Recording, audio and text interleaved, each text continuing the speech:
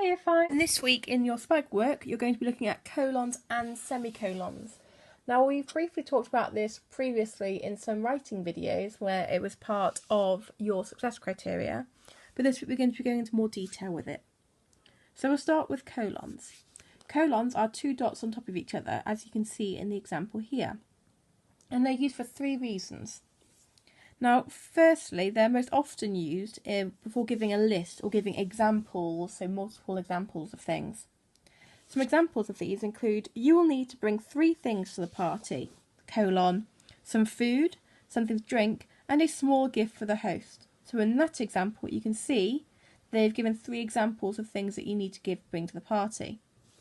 Another example is, Punchy had many powers, colon, super strength, super speed and super hearing, and the colon's been used there before giving the examples of some of the many powers that Punchy has.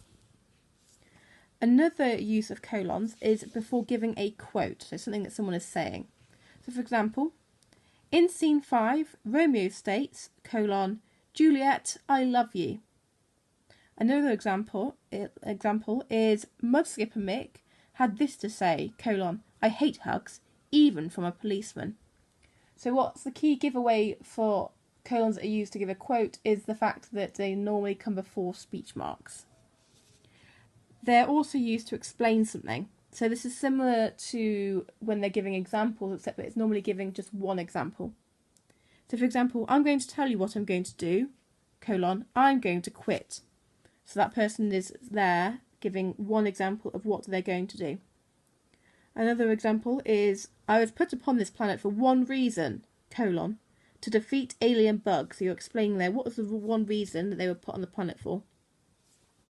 You're going to be doing a sheet earlier on in the week looking at why colons have been used, giving particular examples of sentences. So hopefully this video will help, as some of the examples from the sheet of paper have been used as examples in the video. Moving on now to semicolons. Semicolons are when a dot goes above a comma. This is because they create a pause that's longer than a comma but shorter than a full stop. That's where they merge the two together. It's often used to join 2 clauses or parts of a sentence together. For example, Mary drives a Mercedes, semicolon. Joe drives a Volvo. So here the semicolons replace the conjunction but. What I want you to do now is think about where the semicolon, the break in the sentence, would go in this sentence. So the sentence is, it was such a lovely day on Sunday. We went for a picnic. So pause this video, have a quick think. Where in the sentence, it was a lovely day on Sunday, we went for a picnic.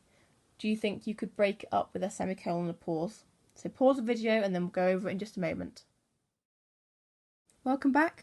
So in the sentence, it was such a lovely day on Sunday, we went for a picnic. It naturally feels like we need to break the sentence after Sunday, so that's where the semicolon should go. So it would read, it was such a lovely day on Sunday, semicolon, we went for a picnic. Hopefully you have a good understanding of semicolons and colons from previous work, but hopefully this video will help if not. It is a challenging piece of punctuation for Year 5, it's often mainly focused in Year 6. But as we've been focusing on it already this term, I thought, why not challenge all of ourselves? I know you'll all be brilliant, so good luck!